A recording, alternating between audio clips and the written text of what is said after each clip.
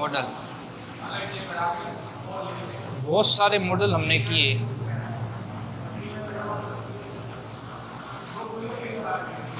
Can किया, could किया, cell किया, शुड किया, मे, माइट, मस्ट, नीड नॉट भी किया, वुड भी किया। आपको पहचान आनी चाहिए कि ये मॉडल का प्रयोग यहाँ होगा।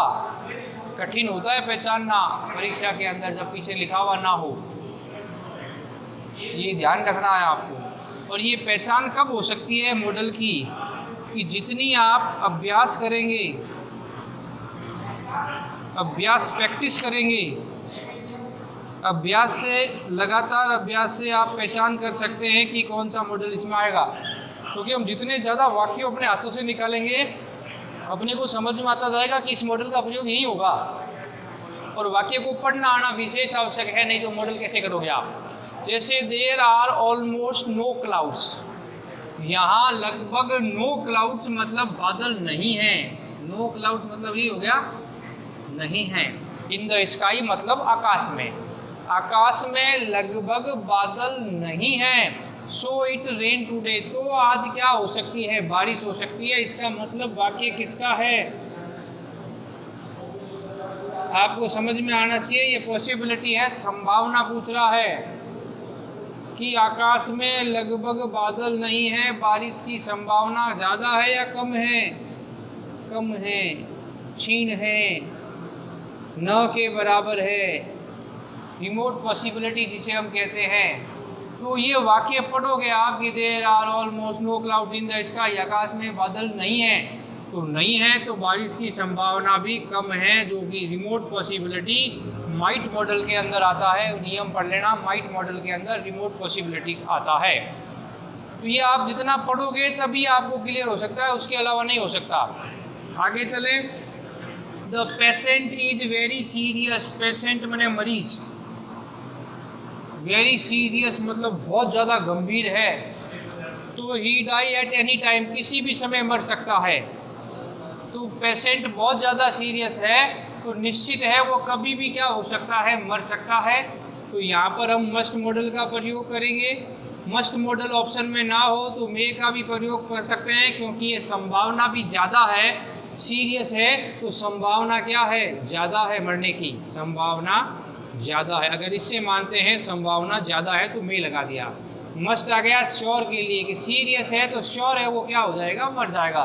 तो ऑप्शन के हिसाब से आंसर आ जाएगा, मॉडल मस्ट का लगाए या मे का लगाए। प्रथम प्राथमिकता मस्ट की है, मस्ट ना हो तो मे का प्रयोग करना है। समझ में आ गई बात। His lungs become very weak, उसके फेफड़े जो है, लंग्स माने फेफड़े, बिकम वेरी वीक बहुत कमज़ोर हैं, उसके फेफड़े बहुत कमज़ोर हैं। सो ही गिव अप स्मोकिंग, इसलिए उसे क्या कर देनी चाहिए, स्मोकिंग क्या कर देनी चाहिए, छोड़ देनी चाहिए। ये क्या कह रहा है कि उसके फेफड़े बहुत कमज़ोर है इसलिए इसे, तो सलाह में मजबूती है। देखो स्ट्रॉन्ग एडवाइस,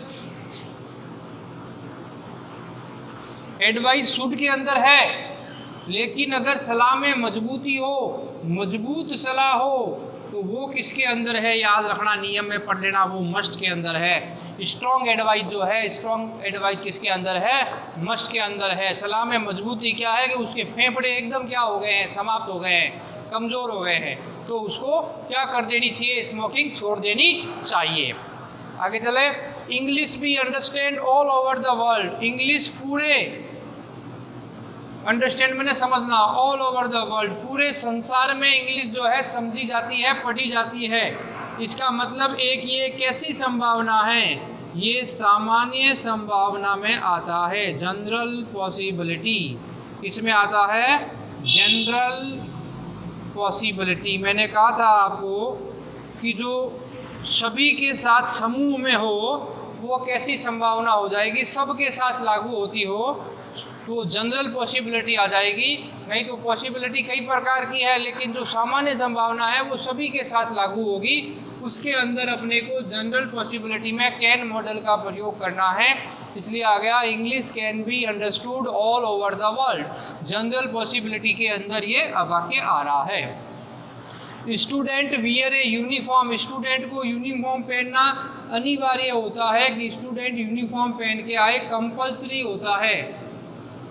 कंपल्सरी अनिवार्य है, तो अनिवार्यता के साथ किसका प्रयोग करना है, मस्ट का प्रयोग करना है। Student must wear a uniform, student को यूनिफॉर्म पहनना क्या है, अनिवार्य है। तो वियर यूनिफॉर्म अनिवार्यता, कंपल्सरी, कंप्यूशन, नेसेसरी, इनके साथ किस मॉडल का प्रयोग किया जाता है, मस्ट मॉडल का प्रयोग किया जाता है। The younger respect the older, छोटों को अपने बड़े हैं उनका आदर करना चाहिए, उनकी ये क्या है, ड्यूटी है, कर्तव्य है उनका कि छोटे जो है बड़े का आदर करेंगे, बड़े छोटे का ध्यान रखेंगे, ये उनकी ड्यूटी में आता है। और ड्यूटी किसके अंदर है, शुड के अंदर है, SHOULD, शुड मॉडल का प्रयोग करेंगे। तो younger should respect the older. Walk carefully list you fall, सावधानी पूर्वक चलें। लिस्ट हमेशा ध्यान रखो, लिस्ट अगर वाक्य में आता है तो उसके साथ शुड मॉडल का प्रयोग किया जाता है। सावधानी पूर्वक चलें, अन्यथा यू फॉल, तुम गिर जाओगे या गिर सकते हो।